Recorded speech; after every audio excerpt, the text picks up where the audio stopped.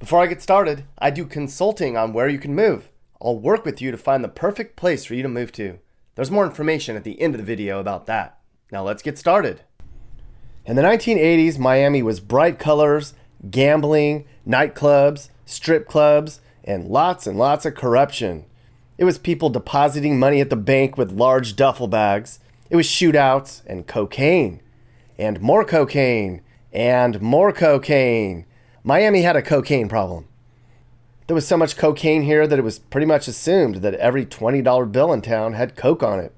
A judge actually ruled that if you had cocaine residue on you, you couldn't be charged for, well, having coke on you. It was probably just an accident. Anyways, Miami became cool in spite of, or because of, how dangerous it was. A big pastel gangland. Like Chicago's South Side, but everybody was wearing pink.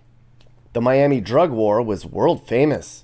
There were 621 murders here in 1981. So many people died, the morgue ran out of room. Miami is no longer the main thoroughfare by which cocaine comes into the country. And in case you didn't know, this place has really improved since then. We're going to talk about that and look around for a while. So throw your Coke straw away and grab a pina colada. This is the new Miami, Florida, everyone. Miami used to be such a crazy city 'cause of cocaine. Today there's something new. They got a whole new attitude. Okay. Say goodbye, say goodbye, say goodbye to the cocaine. We're going to look all over Miami, but it's a big city, so we can't see everything. Regardless, I'll show you the bad areas where all the crime happens, the Cuban part of town, the rich neighborhoods, the poor neighborhoods, the up-and-coming neighborhoods, and even South Beach. But right now, we're in downtown, and man, has this city grown up and put on its big boy pants. One leading website called Miami the most important city in the country, people. Young people are moving here in big numbers, and many are involved in tech and finance. South Beach used to be the go-to spot for young urbanites, but downtown Miami is quickly taking that role these days. Miami is bigger and wealthier than ever. So many people are moving here. Whether it's wealthy Venezuelans or out-of-town investors or young tech bros, this place is booming, pal. I mean, you can understand why. There's low taxes and warm weather and a political climate that preaches freedom. But we got a problem here. Miami wasn't very affordable before all the newfound interest, and now it's scary expensive. Florida's the most overpriced state of all when you look at wages versus the cost of living, and Miami's the worst of it. Look at that chart. Not too long ago, Miami was designated as America's least affordable place to live. Average monthly rents in the metro area are about $3,000 now. That's on pace with San Francisco and Los Angeles. The cost of living here is double what's considered affordable for people in the region. Miami's typical rent takes up about 60% of the average person's income. So, what does that mean? The poor people are having to leave. Many head off to cheaper parts of rural Miami-Dade County. This place has quickly become one of the worst cities in America for income inequality. There's no rent control here either. A lot of that problem comes because Miami's suddenly very popular again. All these out-of-state investors are snagging all the new homes. There's construction all over the place, but they're not building fast enough. One estimate said they'd have to build more than 200,000 new units to meet the housing gap here. They're trying. Downtown has seen an incredible building boom. Miami's skyline's now on par with lots of other large U.S. cities. When the Miami airport was built, it was way out in the boonies. Now it's surrounded by Miami's quickly growing suburbs. This city makes some bad decisions too. One example is all the taxpayer money used to build Marlins Park, which nobody goes to, like, ever. That was a waste of money. A lot of the newcomers are technology companies and large investment firms. All these young investment brokers and tech bros, they're flooding in flush with cash. Some are even calling Miami the Wall Street of the South. For the first time ever, people are actually moving to Miami to begin their careers and bring their families. That's not really happened before. We'll have to see how all these new tech bros do when the next hurricane comes. I bet they won't even know how to board up their fancy new homes. Traffic was awful here before. Now it's intolerable. And I can certainly say Miami has the worst drivers in the country. I'm not kidding. And the weather's warm, but the vibe in many parts of town, they're not. Many people here are selfish and entitled. They're extremely shallow and attention craving. Miami isn't just known for corruption. It's full of scammers too. You've heard the saying, Miami, sunny place, shady people. All this adds up to a very unsettling environment. No wonder why Miami ranks as one of the least happy cities. But hey, that's what happens.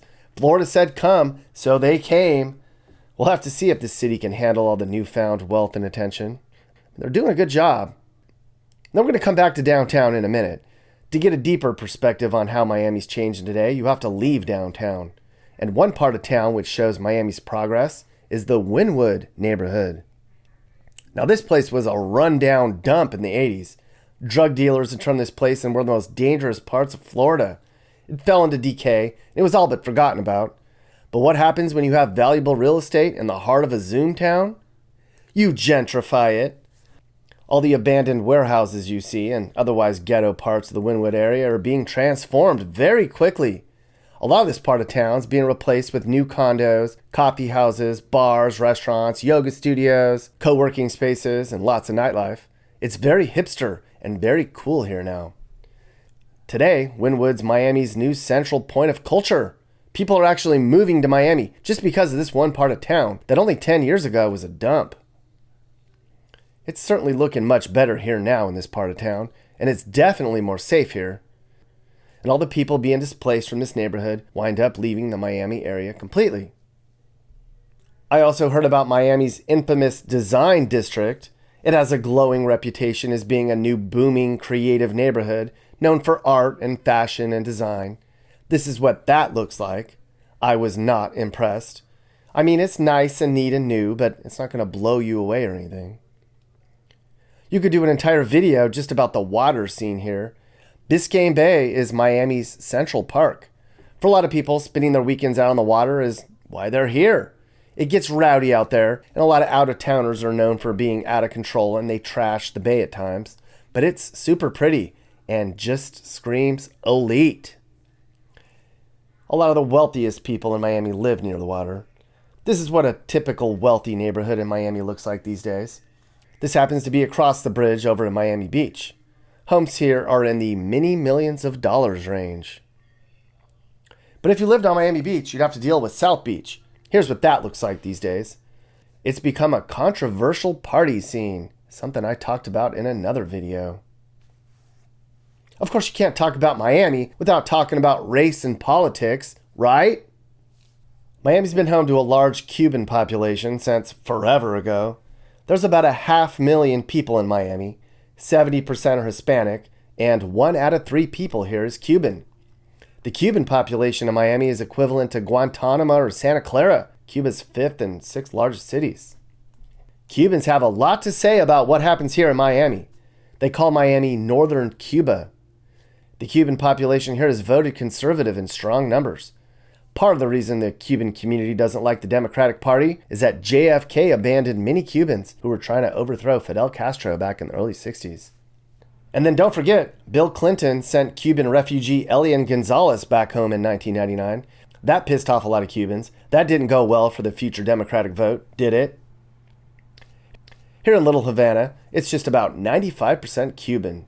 This part of town's on Miami's west side. In case you're wondering, homes here in Little Havana go for about $250K on average. It's just a nice little quiet part of town, a little rundown in some parts, but not bad. But it's not just Cubans here. Come on now. There's lots of people from Colombia, Venezuela, Argentina, the Dominican Republic. There's lots of people from Haiti and other troubled countries to the south. There's a lot of Puerto Ricans and Chileans here too. If you think about it, Miami's known for being culturally diverse, but it's kind of mostly Hispanics. I guess it's diverse, but it kind of isn't. Here's the main street of Little Havana. This is where most of the tourists go, where you can get all the supposedly authentic Cuban experiences. This is called Calle Ocho, which means 8th Street in Spanish. Now, if you want to move here and you don't know any Spanish, well, you should know it's spoken in stores, in the workplace, pretty much everywhere. You either want to know some Spanish or just be okay with kind of being excluded from the culture here. Some restaurants even have a sign that says, "We speak English." Interesting. Miami isn't as different from the rest of the state as it once was. In case you haven't been paying attention, the Hispanics in Florida have been voting red a lot more these days. It was once thought Florida might turn blue and never turn back again. Now it looks like because of a shift in Hispanic preferences, Florida might not vote anything but conservative in the years to come. Too bad California can't follow that example, huh, everyone? Did you know there have been attempts to make Miami into a whole nother state? I'd heard that, Mappy. I think it was just posturing, though. People down in South Florida feeling like they weren't represented at the state level since the state capital's way up in Tallahassee. I think Ron DeSantis is the best governor ever. He's a pretty good governor, and he's really, really popular in Florida. But he's no South Dakota governor. Miami isn't a particularly dangerous place anymore. I mentioned how this was the murder capital of the U.S. in the early 80s, but today it's below average for crime. I mean, South Beach on a Friday or Saturday night feels like a real shit show, but overall, Miami's not that bad. The worst side of town for crime are all the minority neighborhoods on the city's northwest side. I drove through all of them, and I've been to way worse places than Miami's hoods. It's just quiet Hispanics for the most part. Liberty City was really the only hood that felt dangerous or threatening during the day. But hey, what do I know? I'm just some white guy from 3 states away, right? A lot of people talk about Overtown. A lot of it's pretty run down, but it butts up against Wynwood, and that's improving really quickly. Overtown is also where you're pretty much guaranteed to encounter chickens in the road. And we're just 15 blocks from downtown Miami, people. Here's a well-known housing project in Little Haiti. This place is really poor. The average family in Miami earns about $8,000 less than the national average. A typical home in the bad part of Miami would run you about $320 to $350K. Not cheap. Now, I covered all the other bad areas of Miami in another video, so we'll move on. So is Miami a good place to raise a family? Lots of new people are trying to figure that out right now. It kind of depends on how much money you have. If you're rich, then it could be, but most of your peers would probably be materialistic. If you're poor, you'd be a majority, so you'd have a lot of friends. It's just like LA and San Francisco or New York. Miami can be a nice place to live if you can afford it. But there's also a lot of free here. The weather, the fishing, the water, the beach. Miami's very fast-paced and often shallow. It's southern, but not really in terms of hospitality. They say you either love it or hate it here. I actually liked it here more than I thought I would, and I don't say that very often. And at least everybody's not on coke anymore, right? Or maybe they are. You know, it's going to be an open-ended, vague question that probably has a very long answer. But if you could briefly tell everybody how Miami has changed in the last 10, 12 years. You ready? Yeah. Oh, okay. I thought you were just telling me what we were going to talk about. All right, cool. Yeah. No, I lived here my entire life, and I would say, much like the world, the last, say, 10 to 15 years really has accelerated its sort of rate of change. I think Miami, everyone knows, is constantly sort of imagining itself, or for lack of a better word, just redefining itself. And these last 10, maybe 15 years, it's just been a radical transformation. There's besides the physical landscape, I think that's pretty obvious. Much of the skyline has grown quite a bit, but I think its diversity has just been amplified. And you feel it. There's a definite different energy to the city. Both on a positive side and also on a constant barrage of criticisms about climate change and everything else that the city may not have a complete handle on. There definitely has, the good comes with the bad, but I think Miami has definitely evolved for the better in the last 10 to 15 years. I've seen it from my perspective on the fitness and wellness and health side. I feel like it was a little slow to catch up to the rest of the country, and if not certain parts of the world. But I think we're almost there. I feel it a little differently. Good. What the energy? You said the energy is changing. What do you mean?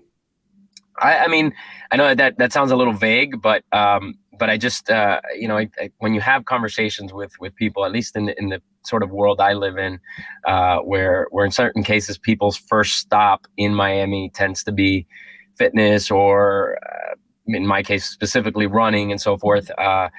You talk to people and they're not so kind of stop and go through Miami as they once were. So there's a little bit more like, excitement about staying here and figuring out how to stay in here. I think that seems to be the constant, question I get, or at least comment is like, I want to stay here. I don't know if I can figure it out, but I want to stay here. And I think that energy is the one I'm referring to from both the locals that have been here for a while, that are also still trying to figure out how to continue to live here and thrive here. And then the folks just showing up, just sort of adding to the energy. Like they used to be overwhelmed, I think, by the partying and the nonstop, whether it's 24-hour clubs or the weekends that seem to extend halfway into the week. That seems to have gone away a little bit. I think everyone knows it's there, but it's not defining the city in and of itself anymore. Yeah, it was like a place to come down and party, and it was like vacation land. And now people are actually moving there for work and to start a family, and to like it's an actual destination city that people are considering. Like, hey, like we can make this happen. It's not just a playground. Yeah, and that's where the conversation ends up, right? Like they've even asked me because they kind of see my, I guess, perpetual involvement in trying to enhance whether it's quality of life things or parks or whatnot. And they asked me, how do I get involved? Because I think that's probably step one in someone showing up here, which is like, all right, we know that everything you have isn't entirely up to par with some of the things maybe you even came from. How do we get them there, or because it is still a relatively new city. So there's still time to effectuate or in this case, impact change. Yeah. Mm-hmm. You're being called the new tech hub, or one of the leading potential tech hubs, I guess. I know that during COVID, you had a lot of people coming down from the West Coast that saw an opportunity to have their freedoms down in Florida. You had a lot of people from the Northeast move down, some locations, lots of tech money, lots of investment money. Is that also trying to balance that with like the native population, trying to figure out a way to make all the pieces work? Is that a challenge at all? Look, I can call myself somewhat of an event junkie, right? In the sense, like I like to go to just about any event, whether it's Art Basel or F1 or running events or fitness events. If it's there, I try to kind of be present at this. And I realize as of recent, these last big shows and big things that have come through Miami, whether it's crypto or whether it was the tech, Emerge event and F1 and so forth. You kind of look around the room and you see some of the same locals that are constantly sort of pushing this giant rock up a hill. I kind of a cheesy analogy, but I feel like they're always sort of camouflaged in a way, like, okay, now I'm into tech, now I'm into fitness, now I'm into race car driving, now I'm into football now. And I think that group of locals is instrumental in keeping this conversation going about tech, because the locals aren't like, no, you know what, we're just an agricultural town, we're just a hospitality town, we're just a, whatever, an old tried and true vacation place. And that has sort of, I think, permeated to the locals that have said, you know what, we can be anything the world wants us to be. If right now, the world wants to bring tech to Miami and the mayor's leading that charge, we'll push it up too, and I think that's what's kind of cool. So I don't think you get that rub from the locals that some might expect, or anticipate. Gentrification, cost of living, it's being talked about all the time. I'm sure you hear about it every day. I think people would probably, you ask one person what they think about like an area like Wynwood, where that was, formerly run down. That's now the new little cool spot that's actually drawing people into the city. But then you have the whole like poor people are getting placed out and they're having to flee off to Western Miami-Dade. How has that gone down where you're at? I mean, look, it's a reality. I think that it's happening, not just from a home values standpoint and so forth, like you mentioned, but there's also the threat of some of our flooding issues and so forth. That's sort of pushing everybody inland or west. I hear folks, friends and family that say, hey, I just can't afford Miami. I'm like, well, wait a minute. You can't afford what of Miami? Is it you can't afford Miami where exactly you want to live, overlooking the water with, an expansive balcony that oversees the best views in Miami? That's becoming harder and harder to achieve. There's no doubt. But I still think there are pockets down south, down out west. I'm actually living out west these days because my home was trashed 3 years ago by a storm, 3 or 4 years ago by a storm. So I'm having to rebuild my house to bring it up and elevate it after having three feet of water. But if I wanted to move there now, it's getting more expensive because homes are having to do some of these kinds of improvements. So I think it's it's a bit of a balance there. I know that there's a lot of arguments. Well, how do we sort of suppress to a certain extent this increase in rent and cost of housing? But I think there's still opportunity. It just may not be exactly where it may have been there for 10 years. 10 years ago, you may have been able to afford. Mm-hmm. How has the voting pattern changed in Miami? I mean, you guys were talked about a lot in the last election because of everybody thought it was going to go far more Democratic than it did.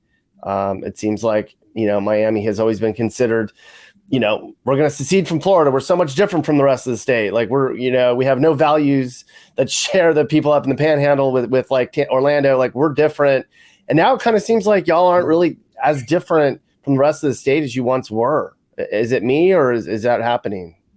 I mean, look, I think there's still some room for that description that we're different, but I think COVID just kind of threw us a little further right, just because let's face it. I mean, whether you hate him or love him, the governor did kind of put his head down and said, you know what, this state's just not going to close, and Miami sort of followed, reluctantly, albeit with a few elected officials, but it followed, and I think we have a lot to be sort of grateful for along the way, and I think that's going to affect the way people are sort of voting, politically speaking.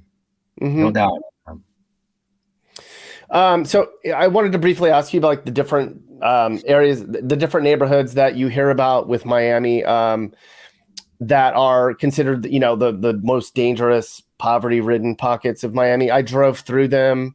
I didn't find them at all very dangerous. I've been to a lot of places and I know what dangerous looks and feels like. It is poor in many of the places, but nothing compared.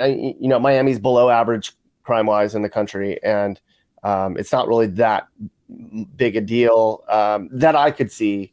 But like, could you briefly kind of give me an idea, like what's going on there? I know there's some gentrification going on there, and they seem like they're a little bit more calmed down than some of their worst days.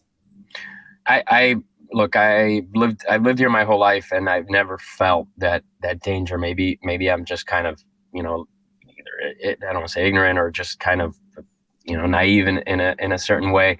But even traveling to certain parts of Latin America and certain parts of the world, you realize that what really is danger, or what really makes you feel unsafe. And Miami in general, Miami-Dade County in general, I don't think has huge swaths of neighborhoods that you might feel that.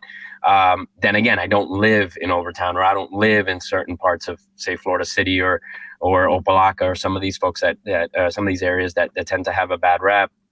But it may very well be to a certain extent gentrification and so forth.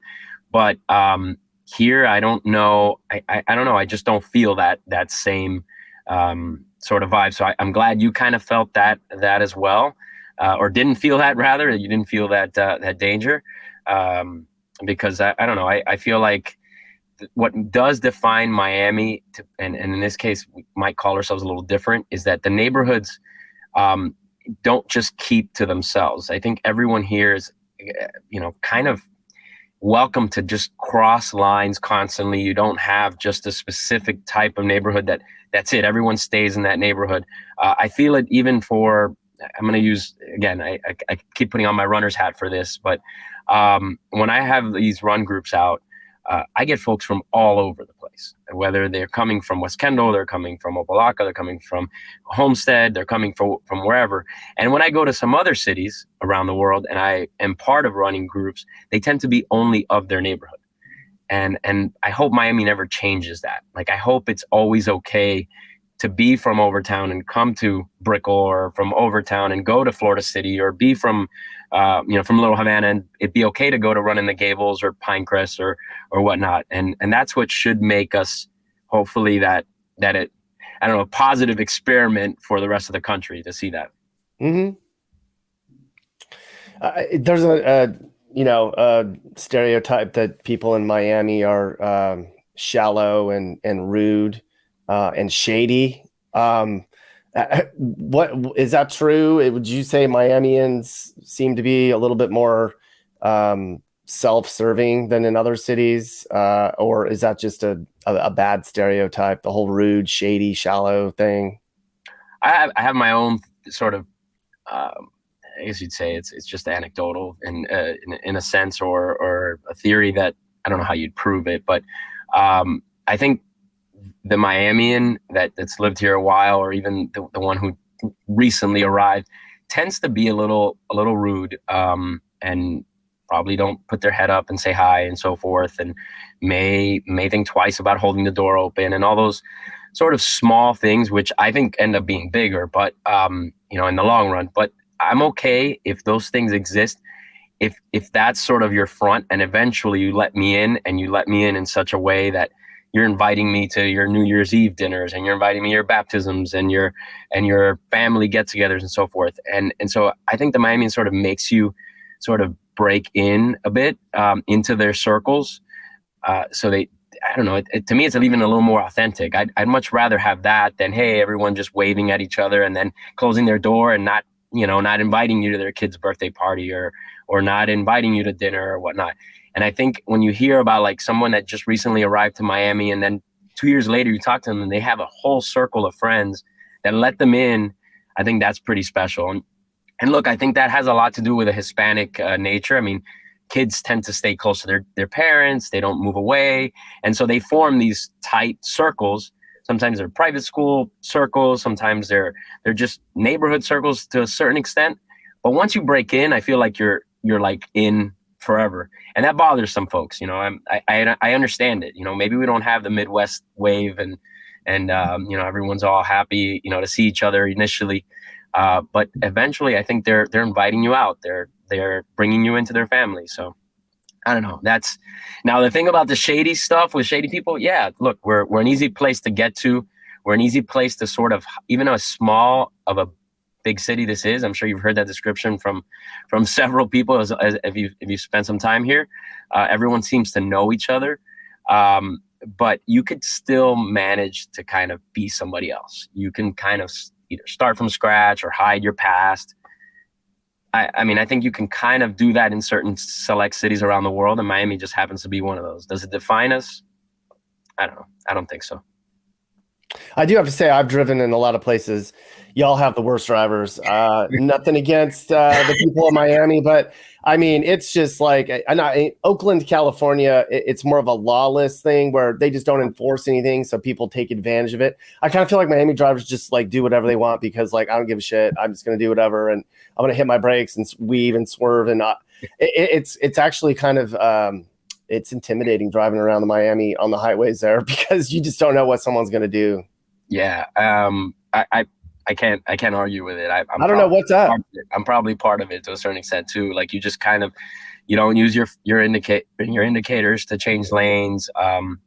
You decided supposedly you decided at the last minute that was your exit. There's U-turns are allowed all over the place.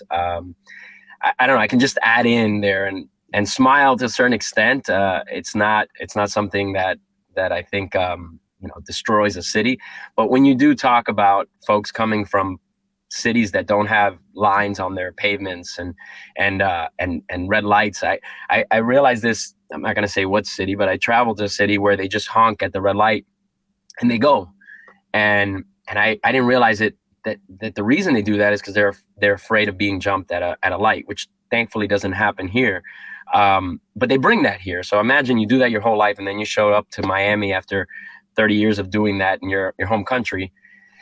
It's hard not to start to run a yellow light or a red light, or just bring your nuances from your own cities. And yeah, it just happens. It happens.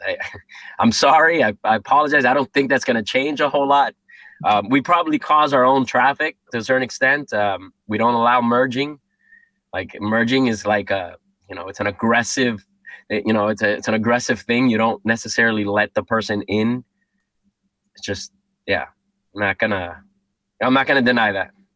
Yeah, trying to merge sucks in Miami. It's like they're either on their phone or they see you and they just don't care. And you know what? It's fine. You just got to get used to it. You just got to drive around. You got to be on guard a little bit more. Yeah, and the one thing I have seen change around here is that, like, cars are getting faster. Like just everyone has like this fast car, whether it's a $300,000 car, and I don't know, that has been something I have noticed. I know that we had it from Miami Vice days and so forth, but it feels like everybody's got a nicer car than the one I'm driving.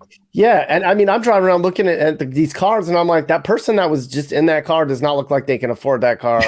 Are they borrowing that? Is that stolen? Maybe I'm just a bad judge of character, or person, like, going like, how did that person afford that car? But yeah, I mean, these cars flying by you, and cars that I didn't even know existed. Driving around Miami, it is crazy there sometimes. Yeah, I don't. Again, I don't know where they get the cars. I know there's a rental market here. I'm sure Turo does pretty well here. But yeah, I don't know. I don't know how they can afford it. I think what's even worse than the cars are those slingshot scooters that they drive around on Miami Beach. Those suck. Yeah. Like the peeling out and the noise and the like burnouts. I mean, I swear every time you're trying to have a conversation, like a bunch of slingshots go by and you have to like wait. I think your state gets a bad rap for, I mean, you guys are lots of jokes and lots of things to complain about when it comes to Florida. I mean, you could ask, and Floridians are complaining about, how things have changed. But for the most part, I really like your state, man. I went to a lot of. Yeah, if you first of all, we're a relatively young state relative to most of the states in the country. Yeah. We're barely 100 years old, really. And then, if you think about who's making fun of us, it's sort of that elite media crowd that, I'm very critical of. The folks living in New York, thumbing their noses really at the rest of the country, unless you're, one of the accepted cities. They all love Miami, but they love blasting us, But look at who moved here. It was all people from San Francisco and New York, Mm-hmm. They can't tolerate that crap anymore. And so, look, we've got a real opportunity as a community to step up our game, get it to the next level. We've come a long way in my lifetime. And I think we're sitting at a real great inflection point now. We've got this great opportunity, got some amazing talent that just moved here. And can we capitalize on it the way, Miami did when Cubans came here? Castro gave Miami a huge gift when he exported, 500,000 of its most talented, industrious people. I mean, just literally just sent that whole population to Miami, and they, blew up Miami, started businesses and everything. And it was great. Like that's once in a century opportunity. And I think we've got that now with all this talent now that doesn't want to leave. So you've got like venture capital, private equity guys, some of the best tech guys all here, and they want to stay there trying to figure out, all right, how do we make this our permanent home? Once they stay here, it's game over, because then it's just generational, because they spin off a lot of things, and, we become right on par with New York and Chicago and San Francisco and LA, as far as a real major, sophisticated city, and not just a fun place to visit. Are you looking to move and need advice? I do consulting. That's right. I'll sit down and talk about where the next perfect place for you and your family should be. I do it all the time. Together, let's find you a new home that's safe and checks all your boxes.